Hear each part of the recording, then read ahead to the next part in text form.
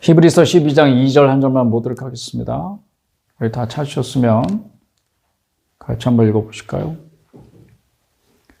히브리서 12장 2절입니다. 다 같이 시작. 믿음의 주요 또 온전하게 하시는 이인 예수를 바라보자. 그는 그 앞에 있는 기쁨을 위하여 십자가를 참으사 부끄러움을 개의치 아니하시더니 하나님 보좌 우편에 앉으셨느니라. 네. 오늘 부활절 예배로 드리고 있습니다. 오늘 설교 후에 또 순서를 따라서 성찬식이 있습니다. 여러분들 지난주에 광고 드린 대로 온라인으로 함께 하신 분들 성찬식 준비 잘 하실 줄로 믿고 저를 따라 성찬에 참여하시며 은혜가 될 줄로 믿습니다. 부활하신 주 예수님을 믿으며 내 몸의 부활 또한 확실히 믿고 이 부활의 도를 어떻게 이웃에게 전하며 살지 지혜와 능력을 우리 간절히 구하십시다. 나 혼자 이건 비밀이야. 예수님 부활하신 거 아무도 알면 안 돼. 나만 알아야 돼. 우리에게는 이런 악한 마음이 없습니다. 누구든지 이 부활을 믿고 내가 믿는 예수님을 저 사람도 다 믿고 우리 민족이 다 대한민국 국민이 다 아니 이 한반도 땅에 사는 사람 누구든지 내가 아는 모든 사람들 아니 이 모든 세상 사람이 다 알고 믿으면 좋겠습니다. 그런 마음이 있어야 될 줄로 믿습니다. 그런 은혜가 여러분에게 오늘 부활절 예배 가운데 임하시기를 축복합니다. 우리 그리스도인들은 이 세상에서 나그네라고 하잖아요. 그러면 어떤 나그네인가 뭐 정처 없이 떠도는 그런 나그네를 말하는 게 아니라 본향을 찾아가는 그런 나그네를 말하는 것입니다. 본향이 무슨 뜻인가? 조국이라는 뜻입니다. 다른 말로 말하면. 아버지가 살고 있는 그런 땅, 그것을 본향이라고 합니다. 성경에서 한번 살펴볼까요? 이제 이 말은 사실 존 스토트가 한 말을 여러분에게 알려드린 건데 그냥 잠깐 제 성경책 표지 안에 보면 제가 아빠의 책이라는 성경 통독 유튜브 채널 여러분에게 소개해드린 적이 있는데 거기에 이제 처음 읽을 때 여기를 이렇게 쭉 펴서 제가 한번 소개해드린 적이 있는데 존 스토트가 뭐라 그랬냐면 우리는 나그네와 유배자로서 지상을 사는 천국 시민이요 천성을 향해 가는 순례자다 그랬습니다. 나그네요 유배자요 천국 시민이요 순례자다 다 같은 말이에요. 같은 말인데 우린 나그네인데 어디를 향해 가고 있다고? 천성. 우리를 위하여 주님께서 한 성을 예배하셨습니다. 그걸 천성이라고 그러게 해요. 천국이라고도 하고 또 하늘의 우리 집이라고도 하고 본향이라고도 하는 그 찾아가는 길을 우리 성경에서 오늘 살펴보려고 합니다. 나는 여기 지금 있습니다. 그런데 그냥 있는 게 아니고 장래의 유업으로 받을 땅을 향해서 나아가고 있습니다.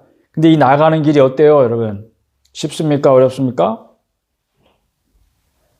여러분, 어렵게도 생각하시고 또 쉽게도 생각하실 수 있는데 이 여행에 반드시 필요한 준비물이 몇 가지가 있습니다. 몇 가지? 저는 세 가지로 말씀드리려고 합니다. 여행 준비물을 한번 점검을 해보십시다. 본향을 향해 찾아가고 있는 여러분의 여행길에 이 여행 준비물이 꼭 있어야 되는데 있는가 없는가? 첫째, 한번 따라합시다. 어떤 준비물이 필요할까요? 믿음입니다. 믿음. 이 믿음은 어떤 믿음인가요? 우리 믿음의 조상이 누구죠? 아브라함 믿음이에요. 바로. 그러니까 이 믿음은 어떤 믿음이다?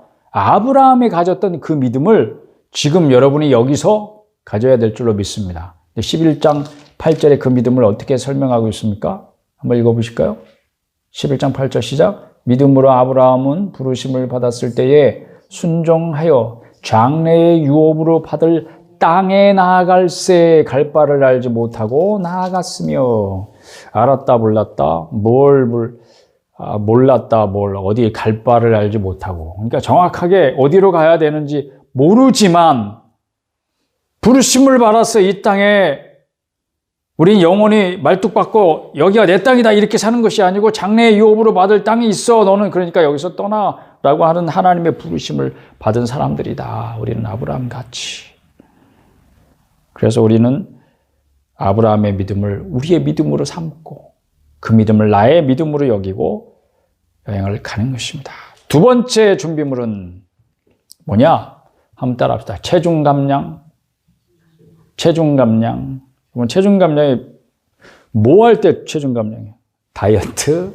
여러분, 다이어트 할 때 체중 빼고 싶어 하잖아요. 왜 빼고 싶어요?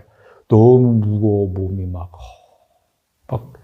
내 붙어 있는 살이 너무 무겁게 느껴지니까 여러분 빼고 싶어 하잖아요.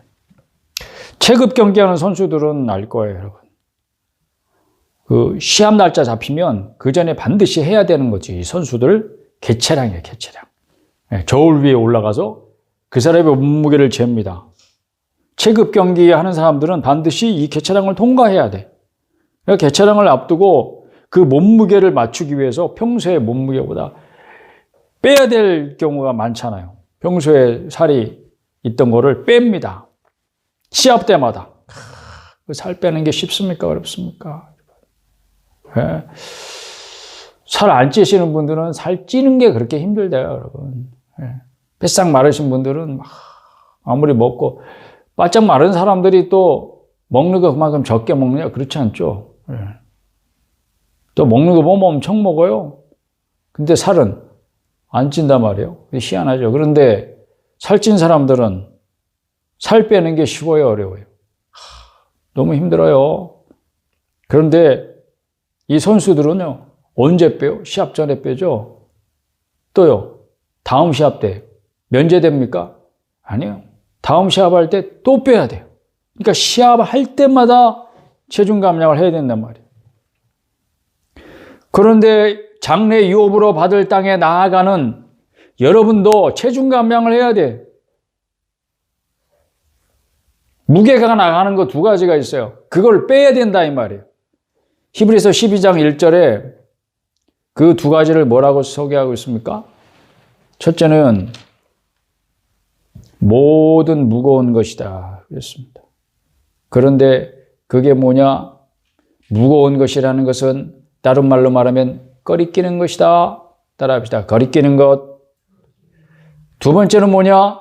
얽매이기 쉬운 죄다. 따라합시다. 얽매이기 쉬운 죄. 네, 여러분 이 두 가지가 여러분을 엄청 무겁게 하는 거예요.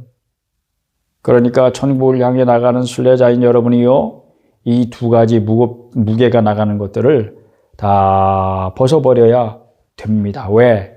가볍게 떠나야 오래 간다. 왜냐하면 이게 단거리 경주가 아니거든요. 약속의 땅으로 향해 나아가는 이 믿음의 걸음은 단시간 내에 끝나는 여행이 아니고 오래 견뎌야 되는 그런 여행길이니까 여러분 무거운 것들을 덜어내셔야 됩니다. 그게 뭐예요? 첫째, 꺼리끼는 것. 뭐에 꺼리끼는 거예요? 양심에 꺼리끼는 거, 여러분. 그게 뭐겠습니까? 여러분 은밀하게 즐기는 여러분의 양심에 저촉되는 습관들이 있을 거예요. 아, 이거 하면 안 되는데. 알면서도 계속 하는 거. 이게 꺼리끼는 거예요. 그거 벗어버려야 되는 거죠. 그 다음에 죄입니다. 죄의 무게는요, 여러분들의 걸음을 앞으로 향하여 나아가지 못하게 자꾸 무겁게 쭉쭉 늘어지게 만드는 추와 같은 거예요. 납과 같은 거예요. 납덩어리 같은 거예요. 그걸 벗어버리는 그런 은혜를 우리에게 주실 때에 체중 감량이 되죠. 세 번째 여행 준비물은 한번 따라합시다. 목표. 예, 세 번째 여행 준비물은 목표가 있어야 된다. 우리는 그냥 방향 없이 그냥 제멋대로 가는 그런 게 아니에요, 여러분. 반드시 한 가지 목표를 향해서 나갑니다. 그리고 여행길에 길을 잃지 않으려면 여러분 반드시 나침반이 있어야 돼요. 얼마 전에 제 핸드폰에 아주 기가 막힌 기능인 걸 알아냈어요. 나침반이 있더라고요. 제가 갤럭시 이제 핸드폰 쓰는데 거기 기능 중에 글쎄, 나침반이 있는 걸 얼마 전에 알았네. 여러분 알고 계세요? 그 이렇게 쑥 하면 나침반이 딱 나타나요. 그래가지고 이게 내가 지금 경도가 얼마고 위대 얼마 있는지, 그리고 내가 어느 방향으로 향해 가는지 그 나침반을 보면 알 수 있잖아요. 지금이야 뭐 내비게이션이라는 거 알아서 GPS가 방향까지 다 알려주고 길도 알려주고 뭐 얼마나 걸리는지 알려주고 다 알려주지만 그런 역할을 하는 거예요. GPS든 나침반이든 뭔가 내가 어떤 목표를 향해서 갈 때 길을 잃어버리지 않도록. 그런데 여러분 뭐 나침반이 있으면 뭐예요? 내비게이션이 있으면 뭐예요? 목표가 없으면, 내가 목표를 모르면, 어디에 가야 될지 모르면 아무 소용없는 거잖아요. 그러니까 여러분 여행 반드시 목표가 있어야 됩니다. 그 목표가 뭐냐? 오늘 읽은 히브리서 12장 2절 말씀이 그 목표를 우리에게 분명히 말씀해 주고 있습니다. 그 목표는 바로 예수 그리스도 이분이십니다. 그분이 뭐라고 소개되고 있어요? 믿음의 주요 또 뭐하게 하시는 분이라고? 온전하게 하신 분. 자, 예수님을 두 가지로 설명을 하고 있어요. 하나는 믿음의 주. 이것은 무슨 뜻이냐면 믿음의 창시자라는 뜻이에요. 우리가 가지고 믿음의 창시자. 우리 믿음을 지으신 분이 바로 예수님이야. 그러니까 시작점이야. 우리의 믿음의 시작점. 그 다음에 또 온전하게 하시는 분은 뭐냐면 다른 말로 말하면 따라합시다. 완성자. 완성자.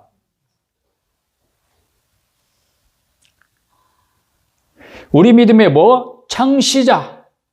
또 우리 믿음의 뭐? 완성자.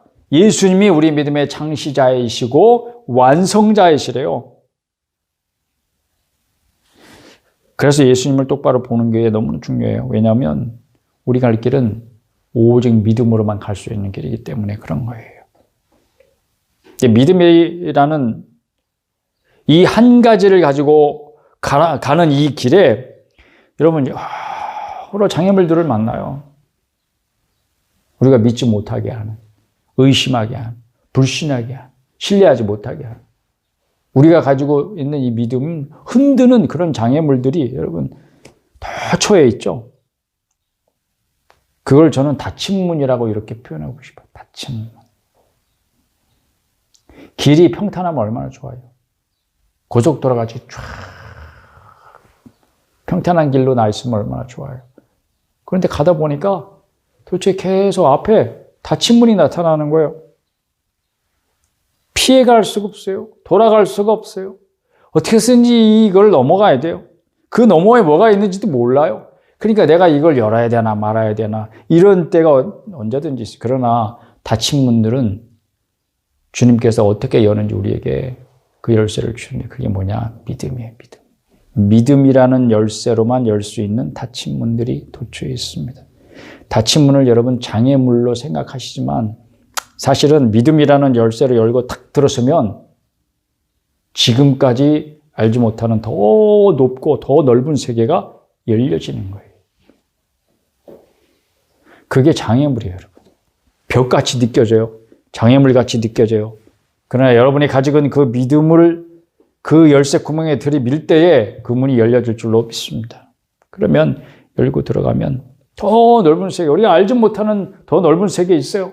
변화산에 올라갔던 세 제자가 말해 예수님께서 탁 변화하신 그 장면을 보면서 그것이 얼마나 좋은지 뭐라고 말해요? 여기가 좋사오니.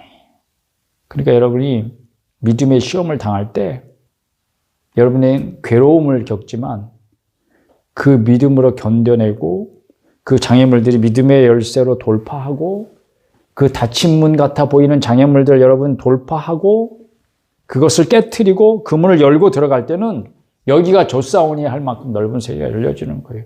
거기는 뭔가 좁아서 아슬아슬한 그런 곳이 아니고 넓어서 여러분들이 얼마나 그 가운데 기뻐하고 자유로운 그런 주님과 동행하는 기쁨이 넘치는지 몰라요. 그와 같은 은혜를 주님께서는 곳곳에 장애물을 가장하여서 허락하시는 거예요. 그런 일들이 도처의 믿음의 일들 가운데 여러분의 순례자의 삶 가운데에 있습니다. 그럴 때마다 여러분들 예수님을 바라보시는 그리고 우리의 믿음의 창시자요 완성자이신 그 예수님을 의지하는 믿음으로 열고 들어가셔서 누리시기를 축복합니다. 그러나 주의사항 한 가지 있어요. 그건 너무 좋죠. 그렇지만 거기도 우리가 가야 할 목적지가 아니에요. 그러므로 여기가 좋사오니 하고 머물지 마시기를 바라고. 다만 주님께서 그와 같은 시간대를 왜 허락하시는가? 우리 순례의 길이 길잖아요. 반드시 중간중간에 뭐가 있어야 돼요? 여관이 있어야 돼요. 여관. 숙소. 여러분. 나그네들은 항상 여관에 가서 호텔에 가서 머물러서 쉽니다. 여러분들 해외여행 가고 또 여러 객지에 가서 출장을 가고 그러면 이제 호텔이나 여관에 머물죠. 그래서 거기가 영원한 나의 고향집은 아니에요. 본향집은 아니에요. 잠깐 쉬고 머물고 휴식을 취하는 곳이죠. 그런 곳입니다. 그러니까 거기서 휴식하고 힘을 얻으면 어떻게 해야 돼요? 다시 힘을 내서 가야 되는 거예요. 앞으로 점점 더 나아가시길 바랍니다. 그렇게 나그네 길을 계속 갈 수 있는 힘의 근원이 뭐냐? 우리 위에 죽으시고 부활하신 높이 되신 예수 그리스도입니다. 그분이 우리 힘의 근원이십니다. 예수라는 목표에 시선을 고정할 때 우리의 순례길을 무사히 마칠 수 있을 줄로 믿습니다. 우리의 경주를 무사히 끝낼 수 있을 줄로 믿습니다. 그래서 그 일을 위해서 우리에게 힘을 주시려고, 우리에게 새 길을 보여주시려고, 우리가 그 길을 계속 갈 수 있도록 하시려고 예수님은 십자가의 수치를 참으셨습니다. 오늘 부활절 얘기하는데 뭐 십자가 얘기하고 또 오늘 또 성찬식까지 하네. 야, 부활절 날 성찬식 하는 건 뭐니? 여러분 항상 저는 부활과 부활절 날 십자가를 항상 연결시키고 싶어 해요. 왜 그래요? 십자가 없는 부활이 없기 때문이죠. 예수님의 피가 없는 십자가는 의미가 없는 거예요. 그래서 부활은 항상 십자가, 그리고 보혈, 보배로운 피, 보혈이 뭐라고? 누구 이름이 아니고, 네 집 아들 이름이 아니고, 보배로운 피라는 뜻이잖아요, 여러분. 보배로운 피 없이 부활이 무슨 의미가 있겠습니까? 죽으시기까지 아버지께 복종하시는 아들의 임무를 다 완수하시고, 다 이루었다 하시고, 십자가에 죽으신 다음에, 그리고 죽음으로 끝내지 않으시고, 부활하셨어. 승천하셨어. 높이 되셨어. 하나님 보좌 우편에 앉아 계시고 영광 가운데 계신 주님을 찬양합니다. 그 부활의 오늘 그 의미가 여러분에게, 오늘 나에게 어떤 의미가 있겠습니까? 첫째, 죽음이 당연한 것이 아니다. 여러분, 죽음이 당연한 거예요, 아니에요? 당연하게 여겨지지. 안 죽는 사람이 있겠어요? 안 죽는 사람이 없으니까 당연하게 여기죠. 그러나 부활이 우리에게 주는 첫째 의미는 죽음이 당연한 것이 아니라, 그럼 당연한 건 뭐냐? 영생이다, 생명이다, 라이프, 삶, 생명. 그러면 죽음은 뭐 때문에 왔나? 당연한 것이 아닌데 어떤 원인이 있어서 죽음이 우리 인간을 비롯한 모든 생명체에게 왔어요. 그게 뭐예요? 그게 죄라는 거예요. 뭐 때문에 왔다고요? 죽음이? 죄 때문에 왔다고. 죄가 뭐예요? 하나님과 멀어짐이에요. 하나님과 관계 단절이에요. 무엇이 여러분으로 하여금 하나님과 관계를 끊기만 하는 거예요. 지금은 에이 하나님이 어디 있어. 나 그런 거 안 믿어. 그런 사람이 많아요, 적어요. 지금 겉으로 드러나 보기에는 그런 사람이 훨씬 많죠. 여러분 친구들 한번 생각해 봐요. 예수 믿고 하나님 섬기는 사람이 많아요. 하나님 없다고 생각하면서 사는 사람이 더 많아요. 몰라, 여러분 주변은 다 예수 믿는 사람이어서. 예전에 제가 섬기던 교회 청년부 회원, 청년부가 자기네들끼리 모이긴 잘 모이는데 부흥이 안 돼, 늘어나질 않아. 그래서 얘들아, 널 전도 좀 해라. 뭐 너희들끼리만 이렇게 재밌게 다니지 말고 이 재밌는 거 널리 전파. 그랬더니 뭐라 그랬다고? 자기 친구는 다 예수 믿는데 전도할 친구가 없대. 이런 무슨 말 같지도 않은 소리야. 아니, 그럴 수도 있어, 물론. 그러니까 전도를 위해서도 안 믿는 친구를 만나는 게 중요하긴 하지. 전도할래. 왜? 우리 전도는 다른 교회 잘 다니고 있는 친구 꼬셔가지고 우리 교회 데려오는 게 전도가 아니에요. 여러분. 예. 그러면 안 돼. 너 잘 섬겨라. 그 교회 잘 다니고. 이렇게 해야 되는 거지. 그런데 죽음은 무엇 때문에 왔나? 이런 문제 물어보면 여러분 똑바로 가르쳐야지. 그러니까 오늘 부활의 의미를 여러분 저하고 같이 생각해 보는 거예요. 두 번째는 사람도 부활할 수 있다. 이 부활의 의미. 오늘 나도 부활할 수 있다. 좀 전에 우리가 사도신경 그냥 외운 게 아니고 거기에 나는 몸의 부활을 믿습니다. 이렇게 여러분의 신앙을 고백하는 거예요. 여러분 몸의 부활을 믿고 사는 거예요. 이게 무슨 말이에요? 사람이 부활할 수 있다는 것은 사람에게 죽음이 왔을 그 죽음의 원인을 해결했다는 뜻이잖아요. 누가 해결하셨어요? 예수님이 해결하셨어요. 그래서 우리는 예수님 믿는 거예요. 예수님을 믿으니까 우리도 부활하는 것을 믿는 거예요. 그렇다고 지금 가서 주님 만나고 오지 마세요. 예. 눈 똑바로 뜨고 저를 쳐다보세요. 지금은 주님 만나는 시간이 아니고 제 설교를 듣는 시간. 여러분, 우리나라 사람들 환생 좋아하죠. 환생. 환생이 드라마에 굉장히 중요한 소재가 되더라고요. 그건 어찌게 보면 우리 민족의 마음속에는 영원한 생명에 대한 소망이 있는 거지. 바람이 있는 거지. 그러니까 환생을 해서라도 죽음을 이기고 영원히 살고 싶은 그런 바람 아닐까요? 야, 사람들 유전자 속에 어쩌면 영생의 코드가 있을지도 몰라. 그런 드라마를 볼 때 저는 그런 생각을 해봤어요. 근데 그게 영적으로 그렇다는 거지. 왜냐하면 이 육체의 유전자가 담겨져 있는 미토콘드리아에 보면 각 개인의 수명도 얼마인지 알 수 있대요. 그러니까 지금 우리 모든 육체는 수명이 제한되어 있는 거예요. 그러니까 그 수명이 끝나면 다 죽도록 이미 유전자 정보 속에 담겨져 있는 거예요. 야, 그거를 해독해내는 경지에 우리 과학이 이르렀습니다. 그러니까 부활하는 몸은 어때요? 지금 육체와는 다를 수밖에 없겠죠.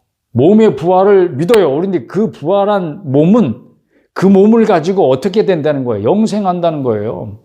그러니까 이게 뭐야?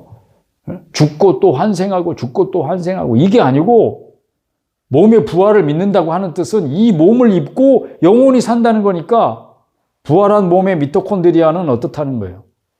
수명의 코드가 있으면 돼요, 안 돼요?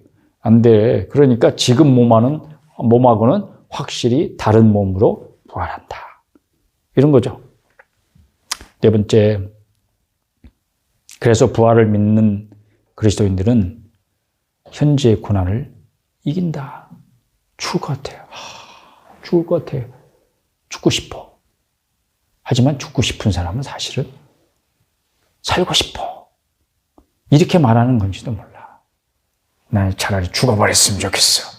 라고 말하는 사람은 난 정말 어떤 경우에든 난 지금 너무 살고 싶어. 이렇게 말하는 건지도 모르겠습니다. 그리스도인들은 죽을 것 같은 데에서도 살아납니다. 살 힘을 넣습니다. 현재의 어떤 고난도 이기게 하는 것이 바로 부활의 능력이에요. 부활의 믿음입니다. 다섯 번째, 그렇더라도 주 예수님은 말라 오셨나? 왜 죽을 고생을 자초하셨나? 왜 오늘 보니까 십자가를 참으사 부끄러움을 개의치 아니하셨나? 십자가가 부끄러움이에요, 여러분. 죽음이 부끄러움이 아니고 죽기 전에 빨가벗고 몇 시간씩 십자가에 매달려서 여러 남녀노소의 구경거리가 되는 게 너무 부끄러운 거예요, 여러분. 지금 여러분 빨가벗고 있는 때가 언제예요? 목욕탕 들어갈 때 빨가벗고 있잖아요. 목욕탕 들어가서 빨가벗으면 다 빨가벗고 있으니까 서로 부끄러울 것도 없어. 그런데 바깥에 여러분 빨가벗고 돌아다니면 부끄러워요, 안 부끄러워요? 당장 경찰 달려올걸? 누가 신고해가지고. 그렇게 부끄러운 일이에요.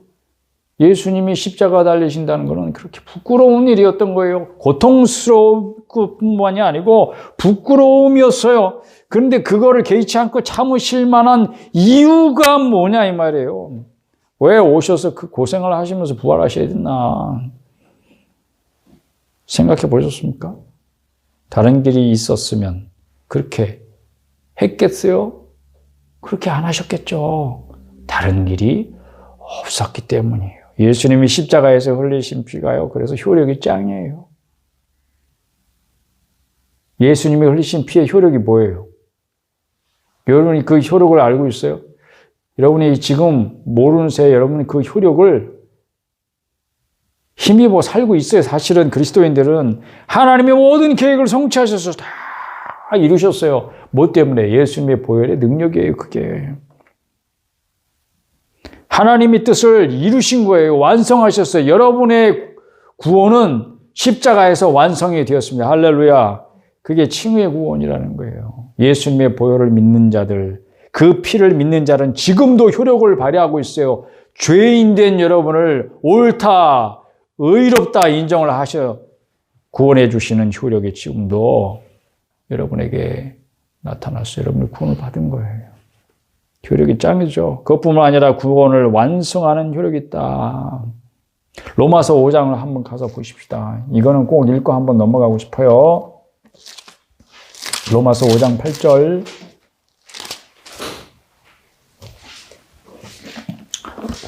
로마서 5장 8절부터 10절까지 다 같이 한번 읽어보실까요? 시작. 우리가 아직 죄인 되었을 때에 그리스도께서 우리를 위하여 죽으심으로 하나님께서 우리에 대한 자기의 사랑을 확증하셨느니라.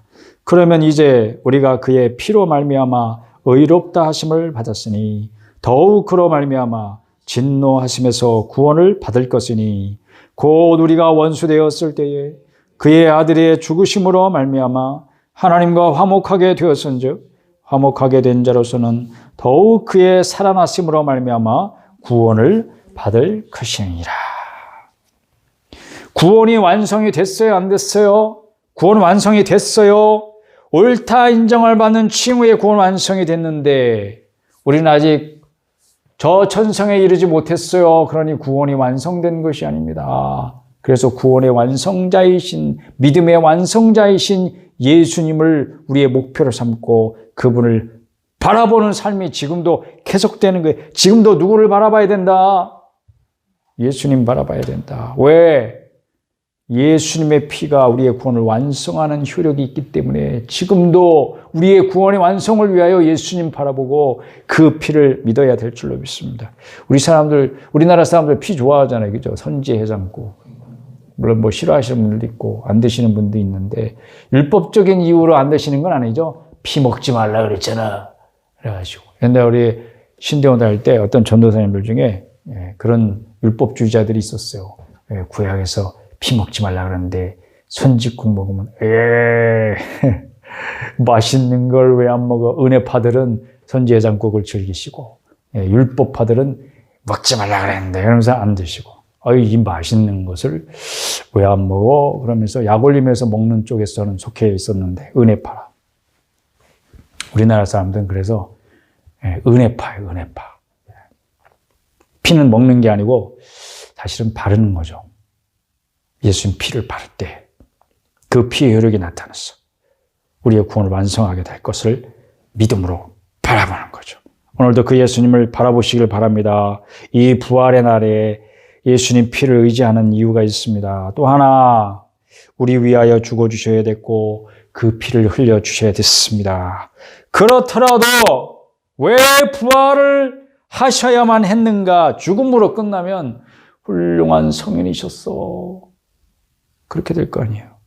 지금도 예수님을 세계 4대 성인 중에 하나라고 그러죠. 여러분 교과서에 보면 나와요. 4대 성인 누구누구? 공자, 또 부처님, 공자님, 부처님, 그 다음에 소크라테스, 그리고 예수님 이렇게 누구는 소크라테스를 빼고 무함마드를 껴서 세계 4대 성인 이렇게 말하는 분도 있습니다. 지금도 그렇게 말하는 사람들이 있는데 부활을 안 믿는 사람들은 왜 부활을 하셔야 되냐? 죽음을 이기셨잖아, 예수님이. 죽음의 문제를 해결하셨잖아요. 그러니까 죽음에 지면 안 되죠. 그래서 그가 참 하나님이시라는 거. 우리가 믿는 기독교의 신이 참 신이라는 걸 알리는 거예요, 이게. 그러니까 그분이 부활하셨듯이 우리 사람의 부활이 있어요. 몸의 부활이 있어요. 그거를 전파하는 거예요. 그래서 예수님의 제자들, 예수님이 부활을 체험한 사람들은 끝까지 죽을 때까지 예수님이 부활하셨다는 것을 전하고 다녔어요. 지금 여러분이 전해야 되는 예수님과 관련된 그 어떤 진리 가운데서 여러분이 반드시 붙들 뿐만 아니라 전해야 되는 한 가지 사실은 예수님 부활하셨다는 거예요. 부활하셨다는 거예요. 사람이 부활하는 것을 믿는다는 것은 이걸 전하는 거예요, 기독교인들은. 그리고 우리도 부활할 수 있다는 증거는 예수님이 이미 보여주신 거예요. 그래서 부활하신 거예요. 마지막 부활의 의미, 그것은 뭐냐? 지금 예수님께서 지금도 살아계신다는 거예요.